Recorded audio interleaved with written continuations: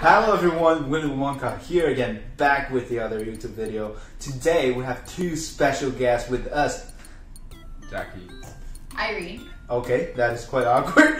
So, as I know, Jacky and Irene both study abroad in the States for a period of time. Like for example, Jacky has studied in Missouri and Seattle, I would say 3 years. Irene, where did you study in the States? I've been studying in Seattle for 2 years and counting. I go to University of Washington. Irene and me and Jacky were all junior high classmates, and today we have a reunion at Irene's place. And I decided to shoot this video to let you guys know some of the advice that they give you. There are 3 problems we're going to mention today. The first problem about culture shock. What do you think about culture shock? What kind of culture shock have you faced in the States, Jacky? Culture shock. Why not? She goes first. Okay, so let's go back to the let's leave the question to Irene. Irene, what do you think about culture shock?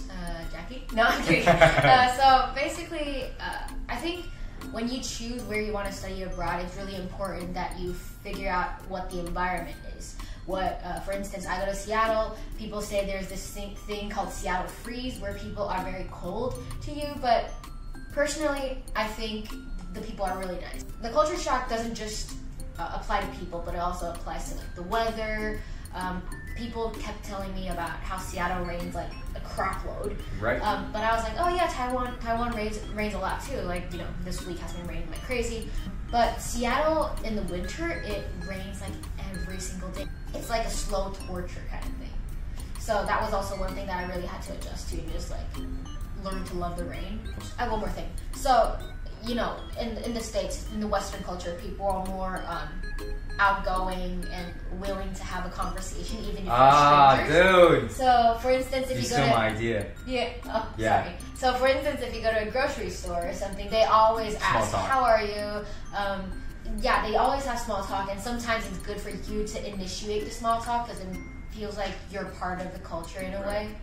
Yeah. So is it easier to pick up girls? Well, yeah, well, I could say it's a lot easier. It's less awkward, like doing it in the States or doing it in Taiwan. Yeah. I mean, at first, it was kind of awkward and intimidating to really, you know, like people just initiate a conversation just out of nowhere, and you just gotta respond to that. If you don't, and then it's gonna be kind of rude to them. To us, it's not rude because we just don't want to talk to strangers or anything. Yeah. As you stay there longer and you figure out it's really important to have small talk with people. It's like part of being able to really immerse in the culture. So next we're gonna move on to the second problem, which is about food problem. What's the problem about the food in the States, Jacky? It's not really like a problem. Like, I hear that a lot of people saying food there sucks. Like, it just doesn't taste good. But to be honest, it's not that bad. For instance, like Chinese food, it's not bad. It's just a little bit too greasy, and then you just gotta get used to it because it's not really Chinese food, but a Americanized Chinese food. That's true. Also, pick your location because you want to have good food, and even if you don't want to go out to restaurants, Asian restaurants, you want to be able to have access to Asian markets where you can the best solution is the best solution. Yeah. That's what I was gonna say. Yeah, but you still need to have the resources. Yeah, the ingredients and stuff. Yeah. So you gotta find like an Asian market. But you can get all those ingredients in the markets for sure, right? Yeah. Well, some places don't even have the market. You gotta pick your places. West Coast is more. It's a lot easier to adjust. Yeah. The food problem is they're greasy and salty and sweet and everything. Okay. It's a little bit on the extreme, you know? Yeah, they're very heavy on their tastes. Yeah. Let's move on to the third question. You went to the States to study. You got lots of connections in Taiwan, but you know nobody there. Start from zero. What would you say about connection problems? So it's like everything ties in. Like what we said previously, it's like small talk and getting out of your comfort zone. Because you gotta start somewhere. So small talk is a good place to start. So by doing small talk, you could actually, like what Irene said, we could start building relationship with people. Like what I did back in high school, I started as a junior, as an exchange student. So I basically started from zero. I didn't know no one in high school, and I literally just try to initiate conversation with people in class because you know they're gonna be the people that you're gonna be around with in class most of the time. So why not start now? Irene, what do you think about the connection problem that Jacky just mentioned? Do you agree with this opinion, or there's something you want to tell more about? Jacky went to a high school first. Within that, you're with the same class, but I go to a big college, so people there, they come and go. It's a lot harder to maintain the connections because every day you meet someone new, and every day you can't see the same friends because you don't go to the same classes. I made a big mistake in freshman year that, because in Taiwan, it's so small. You have the same class, you have the same friends, you see them every day. You're basically forced to see them every day, and you didn't really have to put any effort into maintaining a relationship. But when going to college, I was like, oh yeah, friends are gonna come to me, you know, because I'm an outgoing person. But the thing is, I never really went out, you know, like I just went home, stayed in my room. The only person I really ever interacted with was my roommate and some other, like 1 or 2 friends. That was what I did in freshman year, and then I realized my mistake, and I was like, okay, I need to get out. Like I really need to get out. So I started taking up this thing where I say yes to everything that my friends offer. Like, you know, Facebook, now they have a lot of events. Like, this time there's an event, your friends are going, you know, those events. So I just say yes. Once I say yes, I have to go. Once I started doing this say yes thing. Kind of put yourself in a situation that you just have to force yourself to get out. Yeah, even if you're lazy or anything, you just get out. Like you said, getting out of your comfort zone. And when you get out, you talk to people, you make connections, and you just start branching out, and you just don't, it doesn't feel that lonely anymore. So those are the 3 problems that we've mentioned. The first one, culture shock. The second one, greasy food. The third one, connections. Now we're going to talk about the solutions. Let's start with the first one, about culture shock. Irene, what's your solution about the culture shock problem?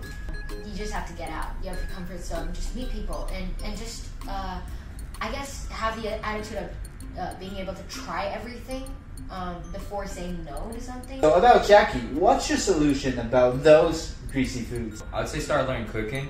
I mean, nowadays it's pretty easy to find recipes online. Yeah, just again, have to try. like. I mean, don't be afraid to screw up. Yeah. Because like we have a lot of screw ups like when we were there, so why not start now? Yeah.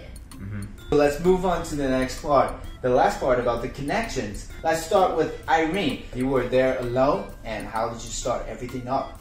Well, first of all, I chose to have a roommate rather than having a single room. You at least have one connection. Other ones are, like I said, say yes to events, just go to events and network with people. Networking is super important. I think one really big thing that I see a lot of Taiwanese students do when they study abroad is that they tend to stick together in Taiwanese student groups.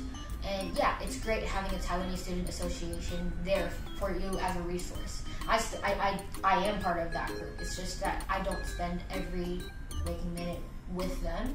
You know, I try to meet very, very diverse group of people, all kinds of people, because you never know when you're gonna, you know, travel to that country. Let's make a conclusion.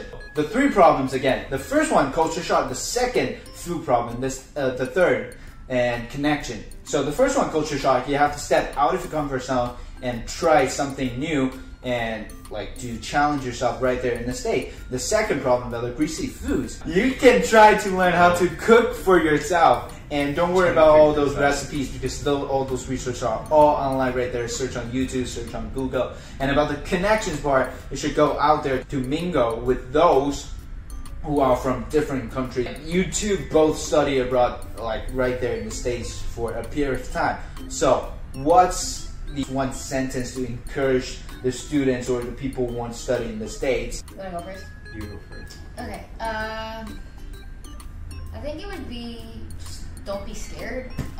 Challenge yourself, because when you're a little less comfortable, that's when you have the most growth. Well, you gotta screw up a little bit in order to succeed. Oh, that's good. Nice. Yeah. Today we're glad to have Jacky and Irene at our YouTube channel. I hope you guys like this video, and this video do help you for some of the Hopefully you do find it helpful. So if you like my video, please hit the like button, subscribe for more. And comment down below what you kind of want to see next. Please feel free to comment down below and let me know what are you interested in, what kind of topics or contents, and maybe next time I will shoot some video about the content you're interested in. Thanks today for Jacky and Irene for sharing their content, and I'll see you guys next time at the next video.